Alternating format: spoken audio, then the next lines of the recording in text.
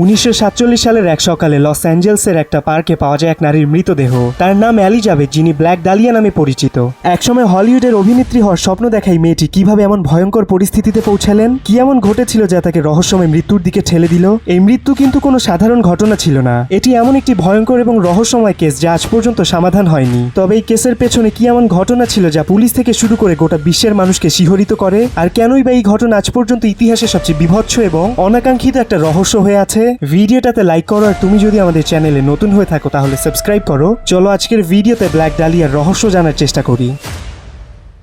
1947 সালের 15ই জানুয়ারি লস অ্যাঞ্জেলসের এক শান্ত নিরিবিলি পার্কে যখন হালকা ভোরের আলো ছড়িয়ে পড়ছিল, তখন একজন মহিলা তার সন্তানকে নিয়ে হাঁটতে বের হওয়ার জন্য পার্কে এসে দেখেন একজন তরুণীর মৃতদেহ ভয়ঙ্করভাবে পড়ে আছে। প্রথমে কেউ ভাবতেই পারেনি যে এত ভয়ঙ্কর একটা ঘটনা ঘটবে এই সাধারণ পার্কে। এটি ছিল এক ভয়ঙ্কর এবং অবিশ্বাস্য দৃশ্য। পুলিশ যখন এলিজাবেথ শর্টের মৃতদেহ আবিষ্কার করে তখন তারা বুঝতে পারে এটি ছিল এক বিভৎস এবং অমানবিক নির্যাতনের নির্মম উদাহরণ। তার শরীরের প্রতিটি ক্ষত, প্রতিটি দাগ যেন চিৎকার করে তার অসহনীয় কষ্টের বর্ণনা ছিল। তার দেহের অংশগুলো ছিন্ন ভিন্ন অবস্থায় পাওয়া যায়, বোঝাই যাচ্ছিল তাকে মেরে ফেলার আগে তার উপর অকল্পনীয় অত্যাচার করা হয়েছিল। এলিজাবেথ শর্টের মৃতদেহটি কোমর থেকে 2 ভাগে কাটা হয়, তার শরীর থেকে অভ্যন্তরীণ অঙ্গগুলো বের করে নেওয়া হয়েছিল। খুনি তার 2 গালের অনেক বড় অংশ কেটে নিয়েছিল, যাকে বলা হয় গ্লাস্কো স্মাইল। তার মুখের বিকৃত অবস্থা এতটাই ভয়াবহ ছিল যে প্রথম দেখায় যে কেউ আতঙ্কিত হয়ে পড়বে। ছবিটা দেখে নিশ্চয়ই তুমি বুঝতে পারছো বিষয়টা কত ভয়ঙ্কর। এগুলো ছাড়া তার চোখের পাতা কেটে ফেলা হয়। তবে এখানে সবচেয়ে ভয়ঙ্কর বিষয় ছিল তাকে হত্যার পর তার শরীরে কোনো পোশাক ছিল না, অর্থাৎ সম্পূর্ণ উলঙ্গ অবস্থায় তাকে পার্কের মধ্যেই ফেলে রাখা হয়। এটা ছিল এমন এক রহস্যময় হত্যাকাণ্ড যা শুধু পুলিশ কিংবা তদন্তকারীকেই না, গোটা বিশ্বকে আতঙ্কিত করে তুলেছিল। ব্ল্যাক ডালিয়া হত্যাকাণ্ডের খবর খুব দ্রুত ছড়িয়ে পড়ে এবং সাধারণ মানুষের মনে জন্ম নেয় এক নতুন ভয়। এটা কিভাবে ঘটলো, ঠিক কি কারণে একজন নারীকে এতটা নির্মমভাবে হত্যা করা হয়েছিল?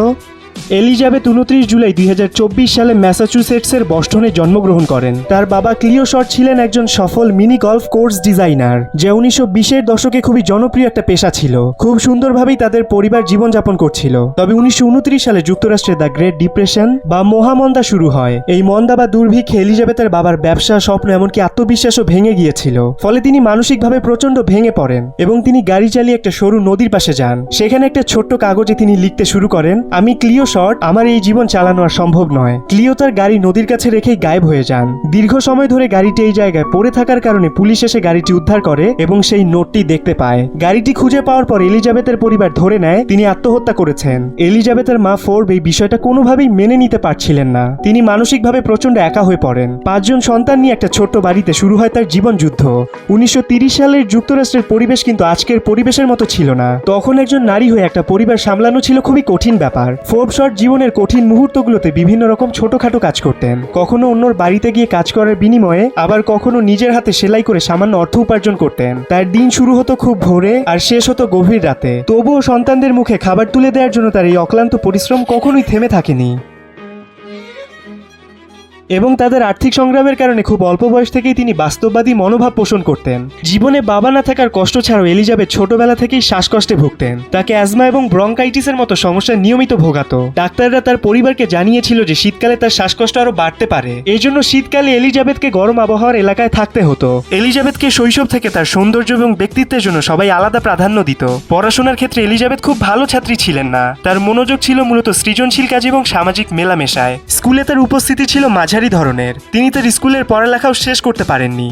তবে এমন কষ্টঘন মুহূর্তের কয়েক দশক পরে কেউ একজন জানায় যে এলিজাবেথের বাবা ক্লিও আসলে মারা যাননি। তিনি অন্য কোথাও নতুন পরিবার নিয়ে তার জীবন শুরু করেছেন। তার এই বিশ্বাসঘাতকতার খবর শোনার পর এলিজাবেথের মা আবারও ভেঙে পড়েন। আসলে এলিজাবেথের বাবা মন্দা চলাকালীন সময়টাতে পরিবারের চাপ থেকে নিজেকে মুক্ত করতে তার গাড়ি রেখে ক্যালিফোর্নিয়াতে চলে গিয়ে সেখানে নতুন জীবন শুরু করেছিলেন। এলিজাবেথের বাবার জীবিত থাকার খবর শোনার পর এলিজাবেথ এবং তার পরিবারের জন্য এটা ছিল অনেক বড় একটা আঘাত। একজন বাবা তার সন্তানদের জীবনে এত বড় শূন্যতা রেখে কিভাবে নিজের জীবন চালিয়ে যেতে পারেন সেটা অনেকের কাছেই মেনে নেওয়া কঠিন। এলিজাবেথের মা কখনোই এলিজাবেথের বাবাকে ক্ষমা করেননি। তবে ক্ষমা করার সিদ্ধান্ত সবার ব্যক্তিগত ব্যাপার। ক্ষমা একদিকে মানসিক শান্তি এনে দিতে পারে, আবার অন্যদিকে দুর্বলতার ইঙ্গিতও হতে পারে। ক্ষমা করা মানে ভুলে যাওয়া নয়, বরং সেই সম্পর্কের প্রভাব থেকে নিজেকে মুক্ত করা। তোমার কি মনে হয় যারা আমাদের সঙ্গে এমন বিশ্বাসঘাতকতা করে তাদের কি ক্ষমা করা উচিত, নাকি এলিজাবেথের মায়ের মতো কঠোর অবস্থান নেওয়াই সঠিক? তোমার মতামত কমেন্টে জানাও।